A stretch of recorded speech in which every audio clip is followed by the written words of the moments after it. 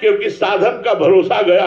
अब लगा अब क्या, अब तो त्राहिमाम, आप ही केवल मेरे रक्षक हो, आप ही मेरे साधन हो, आप ही मेरे साथ दो, बात बन गई यार। तो ऐसा सोच के महाराज जी कि साधन का भरोसा गया, जैसे आप महापुरुष जन तो कह रहे हैं करके, तो हम जैसे सोचते हैं कि साधन का भरोसा ना रख के अब क्या साधन करना पड़ेगा। अच्छा, अब आप एक ये बात बताओ, आप लोग 24 घंटे हमारे पास हो, क्या 1 मिनट आप हमको कभी फ्री देखते हैं? नहीं महाराज।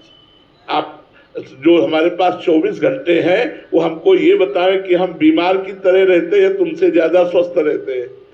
हम आज भी साधन नहीं छोड़ रहे, लेकिन साधन का भरोसा नहीं। भरोसा श्री जी का है, पर हम 1 मिनट फ्री नहीं रहते, 1 मिनट भी व्यर्थ नहीं। क्या साधन में नहीं है आज? महान साधन है हमारे। तो फिर आप, हमें भरोसा साधना का नहीं है, क्योंकि साधन पक्ष पर भरोसा रखना आम है और भगवत पक्ष पर भरोसा रखना दैन्य है। तो आप भगवत कृपा से ये बात समझ में आई, दैन्यता आ गई, उनकी कृपा बन गई। हमारे जी इसका भी एक भाव लेते हैं कि व्यास भरोसे कुबरी के सोबत पाप पसार, तो भी सोते हैं आराम से ठाकुर जी। लोग कायरता की बात को सिद्धावस्था वाले महापुरुषों पर ना आरोपित करें, ऐसा नहीं है।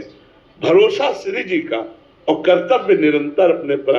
एक क्षण के लिए भी भगवान का विस्मरण नहीं, एक क्षण भी अपने कर्तव्य कर्म से विलग नहीं, पर भरोसा भगवान का, ये भाव रखना चाहिए। कायर बनकर बैठे रहो और ये ठीक नहीं, ये ठीक कायरता नहीं है। भगवान ने पुरुषार्थ की बात की है, अर्जुन को कहा मां मनुष्मर युद्ध च, मेरा स्मरण करो, युद्ध कर।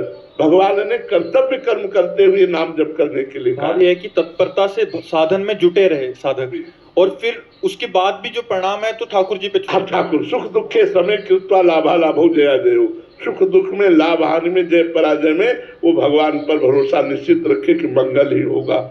इसलिए भगवान का विधान मंगलमय है, वो चाहे मृत्यु क्यों न हो, अमंगल हो ही नहीं सकता, क्योंकि मंगल भवन है। भगवान सूर्य की ताकत ने क्यों अंधेरा कर सके, ऐसे ही भगवान की ताकत ने क्यों अमंगल कर सके। भगवान ने गुस्सा होकर जिनको मारा उनको योगी जन दुर्लभ पद मिला, और जिनको प्यार कर रहे हैं भगवान उनकी दुर्गति हो जाए, ऐसे कैसी बात है। नामे भक्ता प्रणश्यति। जिन्होंने अपने स्तन में जहर लगाकर भगवान को मारने के लिए पूतना गई, उसे यशोदा मैया की गति दी। जिन्होंने भगवान को मारा, बाणों से मारने की चेष्टा की, भगवान ने उनको परम पद दे दिया। यार आप राधा राधा जपोगे, भगवान को भोग लगाओगे, आरती करोगे, पूजा करोगे, तुम्हारी दुर्गति होगी, कैसी बात कर। पर जी दुख और सुख एक साथ कैसे रह सकते हैं? शारीरिक अपार कष्ट होने के बाद भी आप कह रहे हैं महान सुख है। क्योंकि मन भगवान में जब लगा होता है ना, तो मन ही सुख दुख का भोगता होता है।